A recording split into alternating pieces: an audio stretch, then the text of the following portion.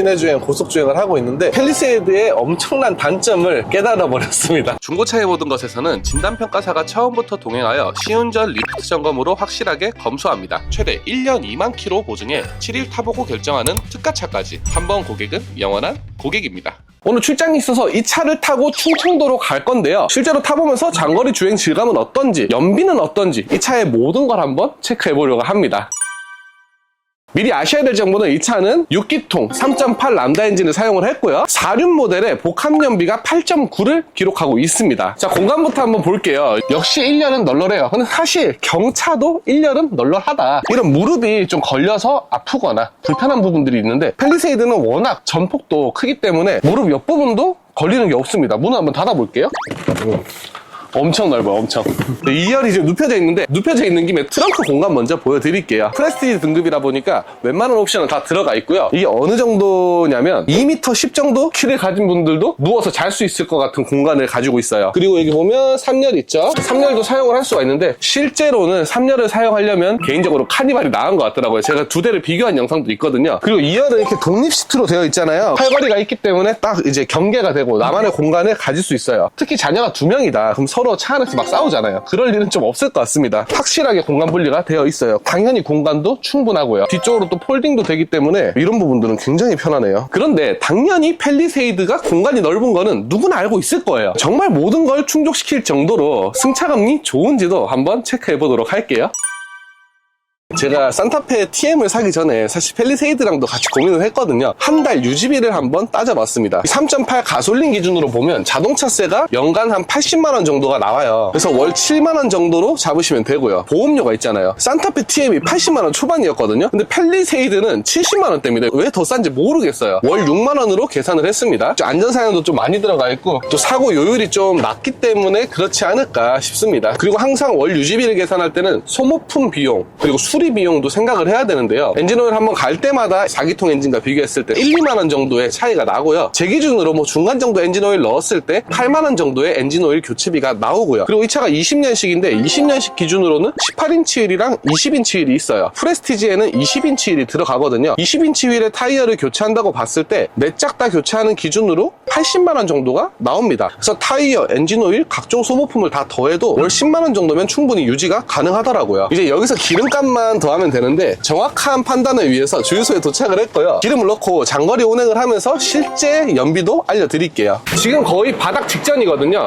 지금 리터당 1,500원대거든요. 생각보다 얼마 안 들어갑니다. 과연 얼마나 나왔냐? 9만원 나왔습니다. 일단 주행 가는 거리는 지금 600km 이상 찍히거든요. 주행 가는 거리는 사실 뭐 이전에 어떻게 주행했냐에 따라서 많이 달라지기 때문에 연비 리셋을 한 다음에 얼마가 찍히는지 한번 체크해 보겠습니다. 자, 일단 0으로 리셋을 했습니다. 저도 기대가 돼요. 자, 연비는 잠시 후에 체크하는 걸로 하고 승차감 얘기를 잠깐 해보자면 일단 배기량이 깡패라는 말처럼 큰 차체가 움직이는데 전혀 힘이 부족하지가 않습니다. 그리고 이 람다 엔진이 질감이 엄청 부드럽거든요. 1세대 제네시스를 운전하는 것 같은 그런 느낌이 들어요. 오히려 더 편한 것 같기도 합니다. 단점은 일반 승용차 느낌보다는 브레이크가 좀 밀리는 느낌이 나요. 운행을 했을 때 차가 커서 운전하는데 불편하지 않을까라고 생각이 들 수도 있잖아요. 산타페보다 어렵다는 느낌은 안 듭니다. 핸들도 이게 RNDPS 방식인데 당연히 전자식 스티어링 휠이 들어갔기 때문에 뭐 조향에도 전혀 부담이 없습니다. 내가 돌리고 싶은 만큼 힘들지 않게 조작이 가능합니다. 오르막길 올라갈 때도 확실히 엄청 경쾌하게 올라가져요. 자, 이제 고속도로로 가기 전에 시내 주행은 어느 정도 했는데요. 한 10km 정도 주행을 했네요. 근데 평균 연비는 지금 6.9를 기록하고 있습니다. 딱 이게 평균인 것 같아요. 제가 오면서 신호등도 많이 만났고 신호등이 없는 국도도 운행을 좀 했었거든요. 복합적으로 반반 운행을 했을 때 한 6.9, 7 정도가 나왔다 보시면 될 것 같아요. 시내 주행을 하면서 느낀 승차감은 와, 이게 차가 큰 만큼 되게 부드럽다. SUV가 이제 전고가 높다 보니까 바닥에서부터 충격이 위로 올라오거든요. 그게 억제가 되게 잘 되고 웬만한 요철 이나 좀 안 좋은 길을 만났을 때도 되게 잘 걸러준다라는 느낌을 받습니다. 시내 주행을 했을 때는 브레이크가 좀 밀린다는 점 빼고는 정말 만족스럽습니다. 딱 고속도로에 올릴 건데 고속 주행에서는 어떤 승차감을 보여줄지 너무 기대가 되네요. 산타페 팔고 바꿔야 될 것 같은데 이 정도면. 자, 이제 고속도로로 들어가 보겠습니다. 연비는 리셋을 했습니다. 이게 장거리 주행을 하다 보니까 산타페랑은 확실하게 다른 점이 느껴지네요. 산타페도 타고 가봤는데 외부에서 들어오는 뭐 풍절음이나 이런 부분들이 훨씬 더 팰리세이드가 조용합니다. 팰리세이드는 테크라는 옵션을 선택을 하면 액티브 노이즈 컨트롤, 바닥의 소음을 이제 실내로 들어오지 않게 추가적으로 해주는 그 옵션이 있거든요. 근데 얘는 그게 빠진 차예요. 그럼에도 불구하고 그 옵션이 필요가 없을 것 같습니다. 이 정도면 엄청 양호해요. 단점은 갑자기 속도를 70km에서 100km로 올려야 되고 이런 일이 고속도로에서는 있잖아요. 그럴 때 반응이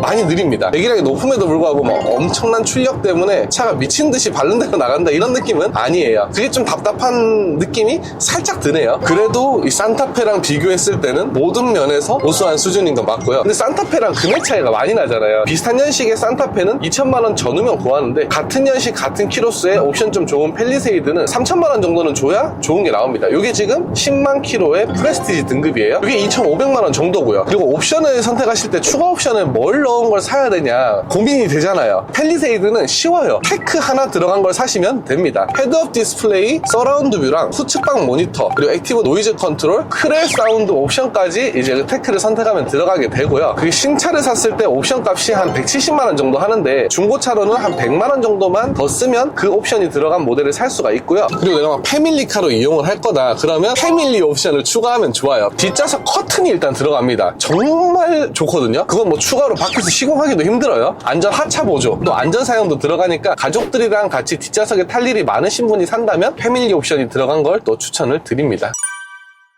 고속주행을 50km 정도 했는데요. 지금 연비는 얼마냐? 12.2. 올리 고속도로만 주행을 했을 때 12km 정도가 나오는 거예요. 확실히 썩 좋지는 않습니다. 여기서 나 궁금한 게 있더라고요. 과연 그러면 운행 습관에 따라서 이제 연비는 많이 달라지잖아요. 여기서 크루즈 컨트롤을 넣고 가면 어느 정도가 나올까? 이게 좀 더 객관적인 데이터일 것 같아서 또 한 50km 정도를 리셋을 다시 하고 크루즈 컨트롤을 이용해서 장거리 주행을 했을 때 어떤 연비를 보여주는지 체크를 해보겠습니다. 지금 이제 뭐 거의 100km 이상 팰리세이드를 타면서 시내주행, 고속주행을 하고 있는데 팰리세이드의 엄청난 단점을 깨달아 버렸습니다. 너무 지루해요. 공간도 넓고 또 편하고 이러다 보니까 운전이 좀 지루하게 느껴집니다. 재미있는 요소가 단 하나도 없는 거죠. 딱 50km 채우고 나서 스포츠 모드로도 주행을 한번 해봐야겠어요. 어떤 느낌을 주는지. 근데 또 지루하다는 게 반대로 보면 그만큼 편안하고 안락하기 때문에 그런 느낌을 주는 거기도 하거든요. 바야흐로 8년 전 배송을 하던 시절에 포터를 몰고 고속도로를 다닐 일이 정말 많았습니다. 지루할 틈이 없습니다. 조그만한 요철을 만나도 오프로드 하는 느낌이 들었고요. 탑차라서 공기저항이 엄청 심하거든요. 큰 화물차가 옆으로 지나가면 차가 막 휘청해서 놀라고 그런 것들의 연속이었는데 얘는 그런 게 전혀 없어요. 심지어 이렇게 100km를 달리고 있어도 노면 소음이나 옆에 차들의 소음이 거의 안 들려요. 지금 이렇게 창문을 열면